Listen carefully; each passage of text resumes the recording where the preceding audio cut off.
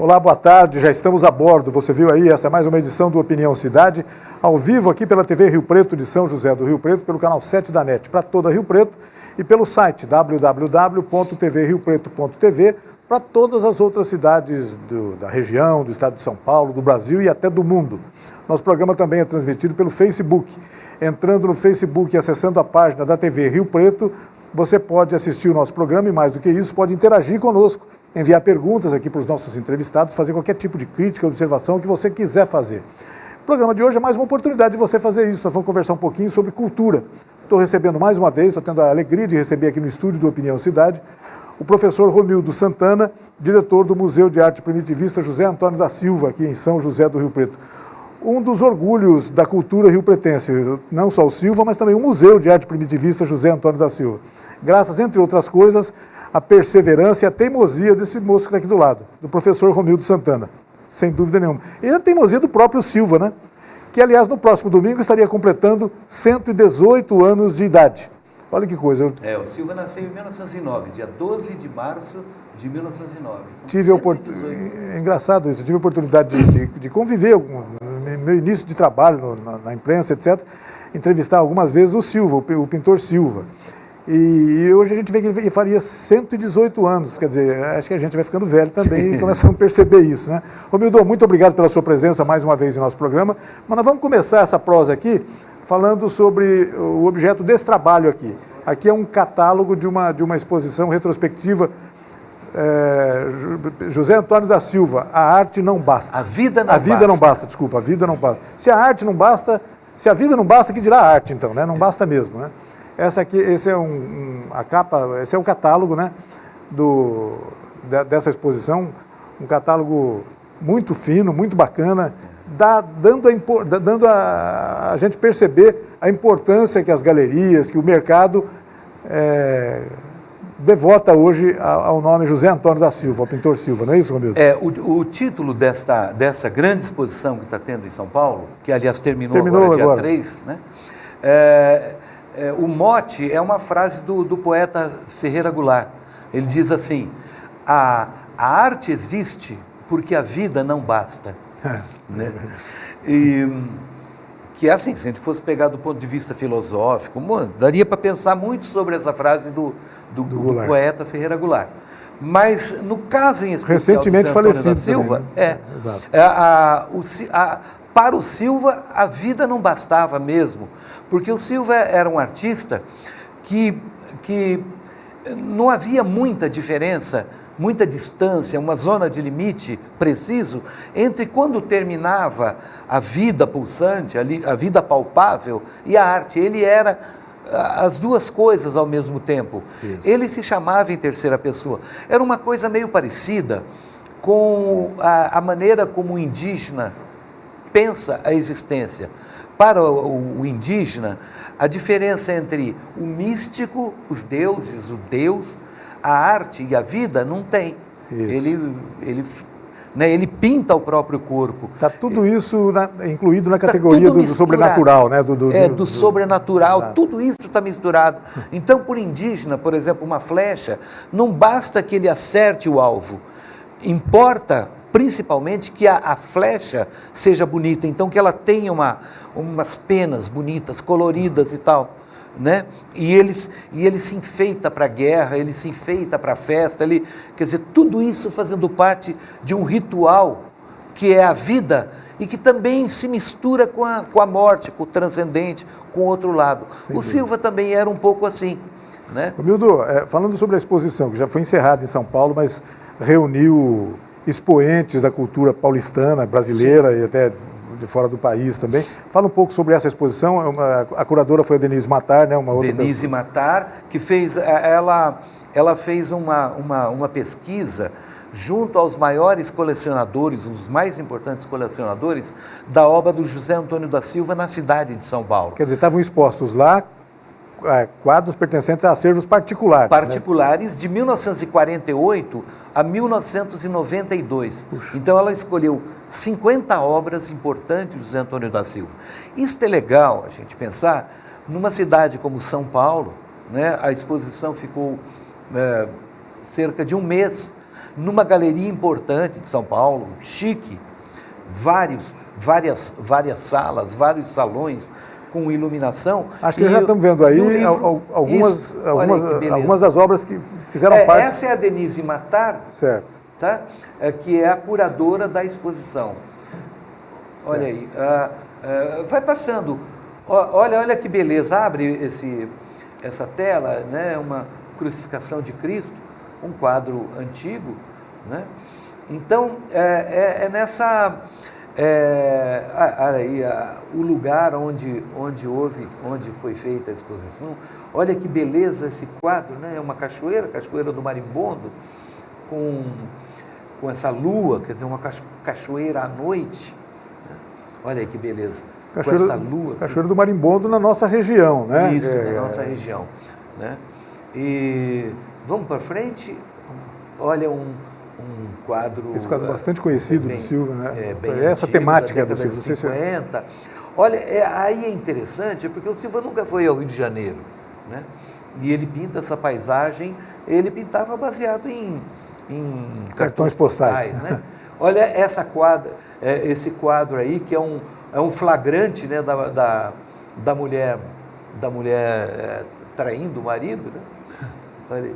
O médico na roça, em que o médico fazia, e realmente isso acontece ainda nos interiores do Brasil. Quer dizer, o médico faz cirurgia na casa da pessoa. Né? Eu conheço uma pessoa que mora aqui já na parte quase que amazônica do estado de Goiás, que lá você leva esses foguetes caramurus, foguetes de 3 tiros, e quando você solta um foguete é porque você está chamando o médico. Olha que coisa. Entendeu? Isso acontece hoje ainda no Brasil. E o Silva mostra essas cenas aí, né, com arte, né, com força e etc. Mas a gente estava falando assim, no caso do Zé Antônio da Silva, quer dizer, essa zona de limite entre a arte e a realidade, para ele não tinha nenhuma importância. Né? Então ele não dizia assim, eu fui em tal lugar, ele dizia, o Silva foi em tal lugar. Ele se via sempre fora dele, exatamente. Ele se via como um personagem dele. Sempre. E aí, eu queria mostrar uma curiosidade. Estou curioso para você mostrar isso. A vida não basta. Tem uma outra sequência de fotos, olha aí, essa é uma foto que eu fiz do José Antônio da Silva em final dos anos 70 e começo de 80. Ele me chamou na casa dele, ele falou assim, eu quero unir o clássico com o primitivo. O clássico seria a fotografia. Quando o Romildo fala assim, clássico, era a maneira como o Silva pronunciava as palavras. Clássico, exatamente. Né? Que é a maneira como as pessoas do campo falam, trocam o fonema lê pelo re. Né? Clássico. É bicicleta, exatamente. Bicicleta, Então, a ideia dele era pegar essas fotos e depois colar a foto no quadro e pintar em cima, né? Vamos passando. Olha aí, seria o Silva se encontrando com o lobisomem. Aí então ele ia pintar o lobisomem, etc. Ele fez todo aí ele ia colorir, ele que pediu que as fotos fossem em preto e branco, né? Porque aí ele ia colorir, então ele ia misturar aquilo que é mais imitativo da realidade, é o lobisomem aí outra vez. O mais imitativo da realidade, que é a fotografia, com a pintura. Aí seria ele acordando com uma cobra em cima dele. Aí onde está o cano tá vendo? Tem um cano aí, ele ia fazer a cobra, né? Onde está o piso, isso tudo ia ser apagado. Enfim, né? Ele ia transformar essas fotos num quadro, ele ia complementar isso. Quer dizer, então ele estava dando uma outra dimensão para a realidade. Ou seja, a vida não basta. Isso aí, então, anos 70, como você está dizendo? Né? Final de 70, começo de 80. Poxa, então ele pediu que eu fizesse essas fotos dele. Olha aí, vendo? Aí ele ia pintar uma cobra, ele pegou lá uma cobra de raiz. E ele chegou a fazer esses complementos dos quadros. Fez. Você estava me dizendo, alguns deles se deterioraram, se estragaram com o tempo. Essa foto é curiosa. É ele se enforcando. Essa foi a última que eu pintei naquele dia, que eu fotografei naquele dia, porque a última que seria mesmo, seria o Silva saltando de paraquedas. Aí ele já tinha deixado uma escada e ele subiu em cima da casa e se jogava. Ele tinha 70 e tantos anos, se jogava lá de cima. E você sabe que para tirar fotografia, assim, a gente sempre vê o passado, né? A câmera, quando você está vendo já o que passou. Esse é o nosso sistema óptico. A gente sempre vê com algumas partes de segundo depois. Isso. Quando a gente registra. Então era difícil, e ele já tinha saltado 2 vezes. E eu falei para ele que já tinha acabado o filme, e então não ia dar mais para continuar. Mas aí eu quero mostrar, ver a nova sequência, para a gente fazer devagarinho. O que virou isso, exatamente. esse pensamento? Isso. Olha aí, aqui você está vendo, tem uma casa de pau a pique, e a porta, está vendo? A porta e a janela. Na porta ele desenhou uma das namoradas dele, a Fátima, segurando uma vassoura, e ele a janela. Então ele colou uma daquelas fotos, né? E uma foto da Fátima. Passa o próximo. Olha aí. Quer dizer, eu tive a sorte de, na época, fotografar o quadro. Volta outra vez, volta. Esse é o quadro hoje. A fotografia desapareceu. Entendeu? E como acontece, né? Sempre. Olha, então, com aqueles negativos, eu consegui fazer uma série de 25 pôsteres no museu, que é a foto daquilo que o Silva chamava arranjo. Entendeu? Arranjo, ele chamava de arranjo. Olha. Que, na verdade, isso ele fez no final dos anos, no final dos anos 70, 80, 81, e estava muito na moda, aí, tá vendo? A foto sumiu. Estava muito na moda a pop art norte-americana. A foto como era, né? A foto como era, com ele aqui na frente, e a foto hoje. Então, esse quadro hoje está no museu, mas tem também um pôster. Quem frequenta o museu conhece essa foto. Conhece. E é muito curioso. Aqui é a Maria Clara, que foi outra das namoradas dele, que é a personagem do romance Maria Clara, que ele publicou em 1970. Certo. Então você tem, num ambiente rural, fotograficamente, o Silva de verdade. O Silva de verdade. E os personagens dele. E os personagens como se estivesse saltando da imaginação local dele ali. Então ele ele redimensionava a realidade, saindo do real e indo para a ficção, para o sonho. Ou seja, saindo da vida, e como se a vida não bastasse, indo para outras dimensões. Olha aí é ele mostrando o romance da minha vida, que é o primeiro livro dele, publicado em 1949. E ficava bonito esse arranjo, né, rapaz? O arranjo ficava bonito. Interessante. Esse é o Pietro Maria Bardi, que em 1948, ele que fundou o MASP, né, o Museu de Arte de São Paulo, Assis Chateaubriand, e que foi um dos grandes incentivadores do José Antônio da Silva. Então ele pegou um retrato do Pietro Maria Bardi e colocou numa janela rural. Ele se utilizava tanto de fotos, como eu mostrei, fotos inclusive algumas feitas por mim, quanto de recortes de revistas. A revista Manchete, a revista Cruzeiro e tudo. Olha aí, Pelé e Xuxa na praia. Quer dizer, olha aí, Pelé e Xuxa no campo. Se olharem bem, aqui onde tem o sombreiro, né, como é que chama? O guarda-sol. O guarda-sol, tem o risco embaixo que aparece onde tinha o recorte da revista. Lá no museu, essa série de pôsteres é uma das coisas que, principalmente as crianças, vão e gostam muito. Olha aí, volta aí. É uma grande brincadeira do Silva. É uma grande brincadeira. E isso estava na moda. O Picasso mesmo, o Braque, fizeram. E o Silva, ele tinha uma certa...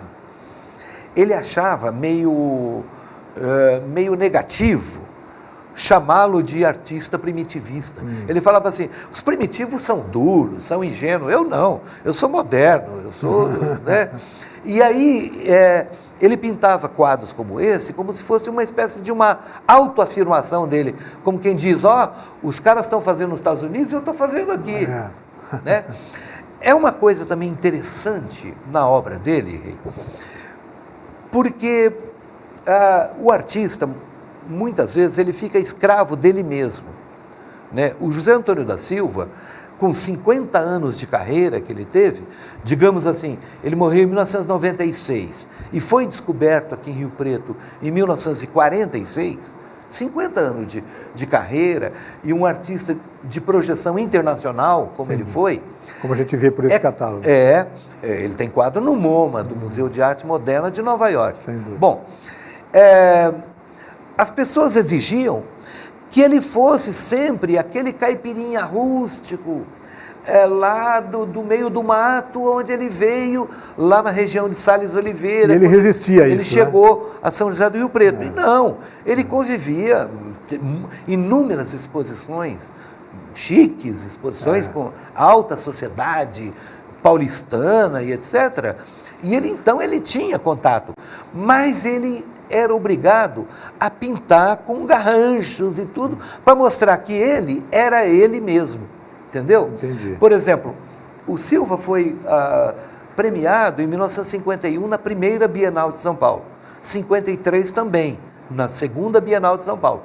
Em 55 ele foi recusado, porque dizia, você não é mais o Silva original, né? O Silva autêntico, você está contaminado por outras coisas. Como se o ser humano artista, no caso do Silva, não pudesse evoluir de alguma forma, se transformar, entendeu? E o Silva nunca ligou para essas coisas. Então, esses arranjos que a gente está mostrando, ele está sintonizado com o realismo mágico hispano-americano, né? Gabriel Garcia Marques e tal, que estavam muito na moda. Esse aí é o pintor Rebolo, que era um conterrâneo dele, muito famoso no Brasil, da arte moderna brasileira. Esse é o Érico Veríssimo, né? E aí também ele escrevia, tá vendo, em cima.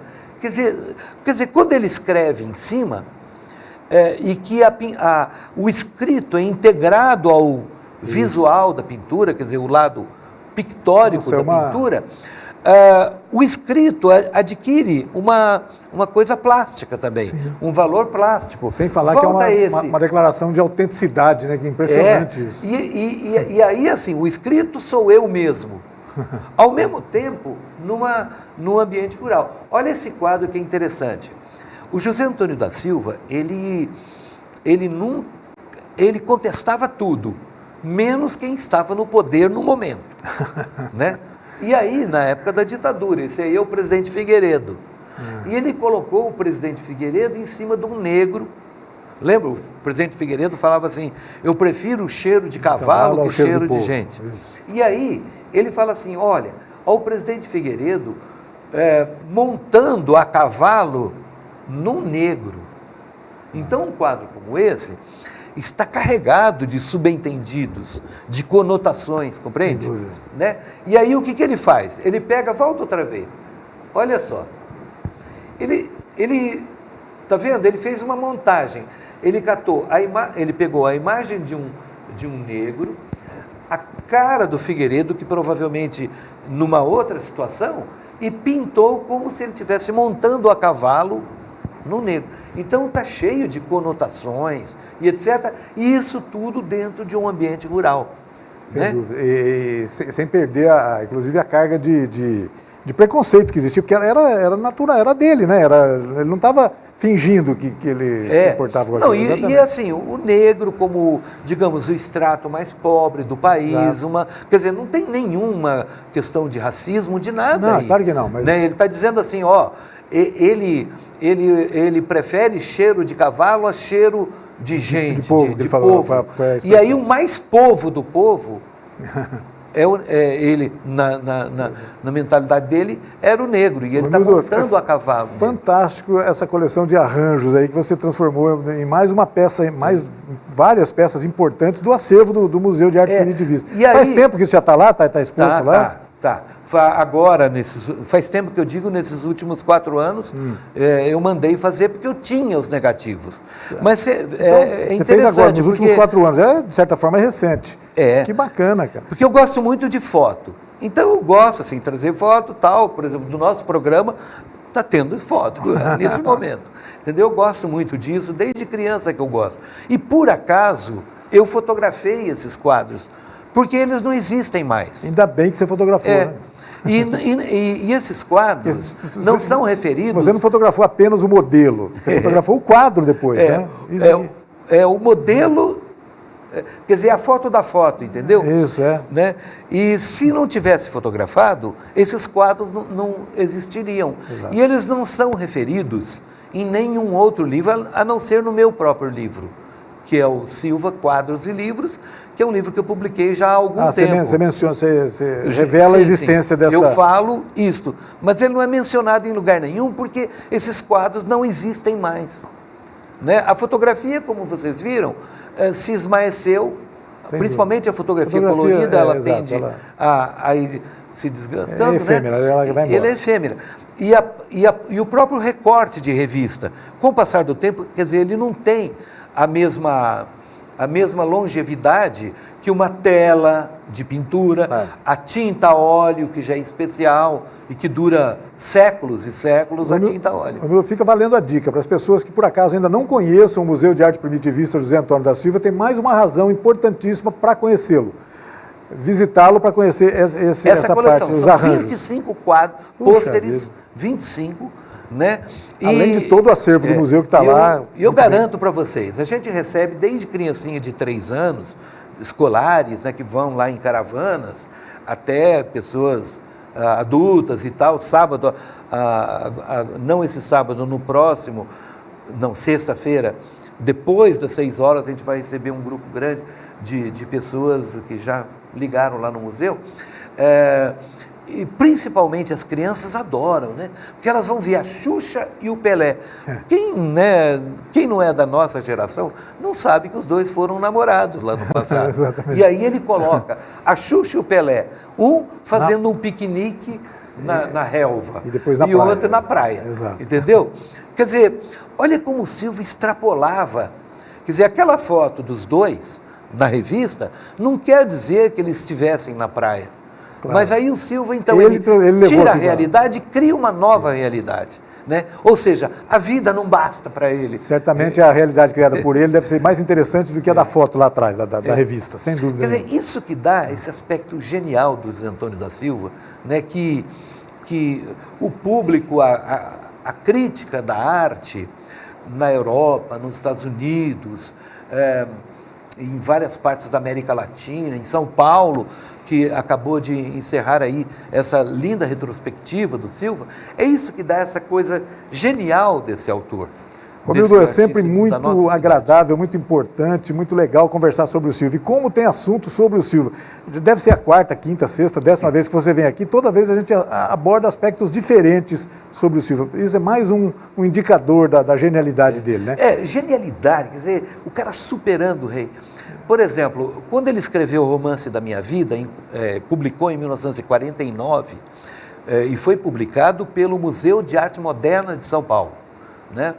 A gente tem que levar em consideração que o Silva era analfabeto praticamente. Exato. Ele tinha cursado grupo escolar alguns meses em lugares diferentes, porque ele era da roça e o trabalhador da roça sai daqui, vai para cá, vai para lá, vai colher isso, vai capinar, etc. Né? E quando ele achou... Já estão me avisando insistentemente que o nosso horário já acabou, infelizmente. Acabou. Então, olha, quando ele achou que ele deveria deixar escrito a história da vida dele, e sabendo que à época ninguém se interessaria em contar a história desse matuto, o que ele fez? Ele aprendeu a ler e escrever sozinho e escreveu esse romance. E depois disso ainda escreveu mais 4 romances. Então é um cara realmente fora de série. Genial, acho que a definição é essa mesmo, né? É isso. Romildo, eu queria agradecer muito a sua presença mais uma vez, parabéns pelo trabalho no museu, as pessoas estão todas convidadas. Basta ir lá no museu, que fica na Voluntários de São Paulo. com a Saldanha Marinho, né? Com a Saldanha Próximo Marinho. ao centro da cidade, muito fácil de localizar. Das 8 às 5 da tarde. Está sempre aberto. Está sempre aberto. Agora, quando uma visita monitorada, a qualquer hora, à noite, sábado, domingo, a gente vai, é uma coisa bem nossa, assim, bem de um canal como esse, comunitário. Bacana, que legal que seja assim, viu, Romildo? Que bom. Não percam essa oportunidade, gente. E ainda contar com uma visita tutoriada pelo Romildo Santana é uma oportunidade imperdível para as pessoas, de modo geral. Obrigado, viu, Romildo? E até uma próxima, Abração. tá certo? Tchau. E obrigado a você que nos acompanhou em casa em mais essa edição do Opinião Cidade. Desde já, você está convidado a estar conosco novamente na segunda-feira, ao meio-dia, aqui na TV Rio Preto. Até lá, um forte abraço a todos. Tchau, pessoal.